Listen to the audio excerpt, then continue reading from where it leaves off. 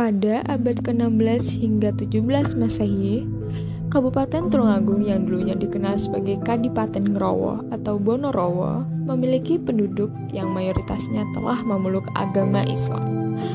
Namun, tradisi-tradisi Hindu masih kuat dalam kehidupan masyarakatnya, terutama dalam hal adat istiadat seperti kenduri, sesajen, penghormatan terhadap arwah, pernikahan, dan upacara adat lainnya.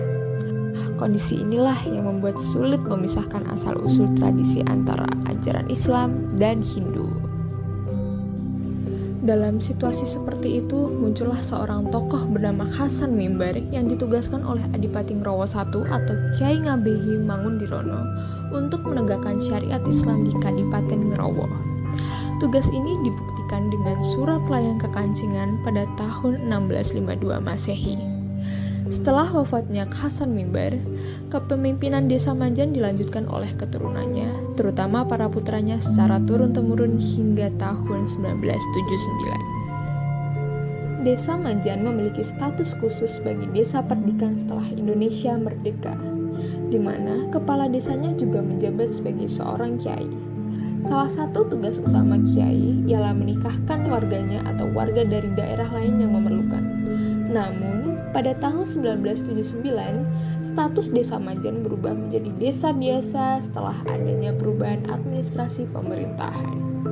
Perubahan inilah yang mempengaruhi tradisi pernikahan penduduk Majan dan menimbulkan berbagai dampak sosial lain. Lalu, bagaimana dengan sejarah pusaka Kyai Golok? Kala itu, Ngrowo yang masih di bawah kepemimpinan Kerajaan Mataram, Prabu Pakubuwono II memberi perintah kepada Kyai Ngabehi Mangundirono sebagai bupatinya untuk menyebarkan Islam di Ngrowo. Dengan perintah tersebut, Kyai Hasan Mimbar mendapat tempat tinggal di tanah perdikan Majan dengan dibekali senjata pusaka berupa golok. Pusaka tersebut kemudian yang sering disebut dengan nama pusaka Kyai Golok. Kirap pusaka Kyai Golok dalam rangka Grebek Maulud Nabi Muhammad SAW diselenggarakan oleh keluarga Sentono Dalem dimulai pada pukul 9 malam dengan berbagai prosesi dan ritual adat. Pertama-tama acara dibuka dengan bacaan basmalah dan pembacaan ayat suci Al-Quran oleh keluarga Sentono Dalem. Lalu, sejarah Kyai Hasan Mimbar dibacakan dan diikuti dengan pembacaan singkat tradisi kirap pusaka dan sambutan dari tokoh-tokoh pemerintahan. Kirap dimulai dengan pukulan beduk, diiringi pengiringan pusaka Kyai Golok dari Gapura Sentono Dalem menuju Masjid Majan dengan rombongan pengawal, arak-arakan, pencak silat, dan rombongan hadroh. Pusaka diiringi seruan sholawat Nabi menuju Masjid Majan untuk dimandikan atau disucikan. Prosesi di dua kubu, yakni kubu selatan diisi oleh kiai dan ulama, serta kubu utara diisi oleh rombongan pusaka. Meskipun disebut pemandian atau penyucian, pusaka tidak dikenai air, melainkan dengan sholawat. Tradisi kirap pusaka Kyai Golok dapat dianalisis menggunakan teori interaksionisme simbolik. Dalam teori ini, simbol-simbol memiliki peran penting dalam memahami interaksi sosial dan makna yang terkandung di dalamnya.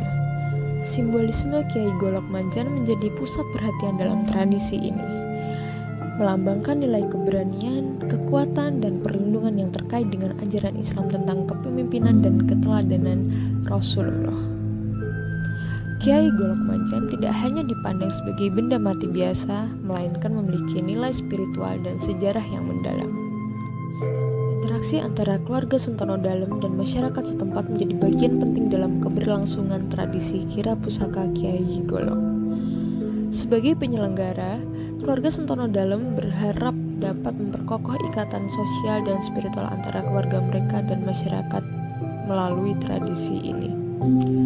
Simbolisme Kyai Golok Majan menjadi penghubung antara mereka dalam konteks nilai agama dan budaya. Dalam rangkaian prosesi kirap pusaka Kyai Golok seperti pengawalan, arak-arakan, pencak silat, dan rombongan hadroh memiliki simbol-simbol penting yang membawa makna. Setiap elemen prosesi tersebut mencerminkan kekuatan dan kebesaran Kyai Golok Majan. serta mewakili kebudayaan dan tradisi lokal yang dihormati. Tradisi kira pusaka Kiai Golok memainkan peran penting dalam pembentukan identitas dan solidaritas sosial masyarakat.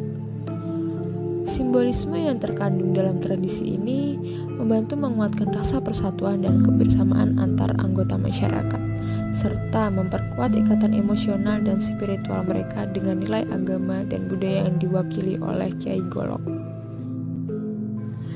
Demikian analisis tradisi kira pusaka Kiai Golok menggunakan teori interaksionisme simbolik. Diharapkan dapat memberikan pemahaman yang lebih dalam tentang kompleksitas makna dan interaksi sosial yang terjadi dalam tradisi tersebut. Terima kasih. Salam hangat.